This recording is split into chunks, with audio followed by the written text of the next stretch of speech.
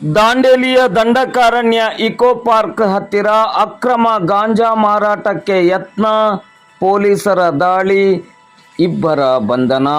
ದಾಂಡೇಲಿ ನಗರದ Dandakaranya eco park ಹತ್ತಿರ ಅಕ್ರಮ ಗಾಂಜಾ ಮಾರಾಟ ಮಾಡುತ್ತಿದ್ದ ಇಬ್ಬರು ಯುವಕರನ್ನು ಬಂಧಿಸಿ ಮಾಲನ್ನು ವಶಪಡಿಸಿಕೊಂಡ ಘಟನೆ ಇಂದು ಭಾನುವಾರ ಮಧ್ಯಾಹ್ನ 2 ಗಂಟೆಗೆ ನಡೆದಿದೆ. ಅಕ್ರಮವಾಗಿ ಗಾಂಜಾ ಮಾರಾಟ ಮಾಡಲು ಯತ್ನಿಸುತ್ತಿದ್ದ ಖಚಿತ ಮಾಹಿತಿಯಡಿ ಡಿವೈಎಸ್ಪಿ ಶಿವಾನಂದ ಮದರಕಂಡಿ ಹಾಗೂ ಸಿಪಿಐ ಭೀಮಣ್ಣ ಎಂ ಸೂರಿ ಅವರ ಮಾರ್ಗದರ್ಶನದಲ್ಲಿ ದಾಂಡೇಲಿ ನಗರ ಠಾಣೆಯ ಪಿಎಸ್ಐಗಳಾದ ಐಆರ್ ಗಡ್ಡೇಕರ್ ಹಾಗೂ ಯಲ್ಲಪ್ಪ ಎಸ್ ಅವರ ನೇತೃತ್ವದಲ್ಲಿ ದಾಂಡೇಲಿ ನಗರ ಠಾಣೆಯ ಪೊಲೀಸರು ದಾಳಿ ನಡೆಸಿ ಇಬ್ಬರು ಆರೋಪಿಗಳನ್ನು ಬಂಧಿಸಿ ಅವರ ಬಳಿ ಇದ್ದ ಅಂದಾಜು 3.5 ಕೆಜಿ ತೂಕದ ಗಾಂಜಾವನ್ನು ವಶಪಡಿಸಿಕೊಂಡಿದ್ದಾರೆ. ಈ ಬಗ್ಗೆ ದಾಂಡೇಲಿ ನಗರ ಠಾಣೆಯಲ್ಲಿ ಪ್ರಕರಣ ದಾಖಲಾಗಿದ್ದು ಮುಂದಿನ ತನಿಖೆ ನಡೆಯುತ್ತಿದೆ.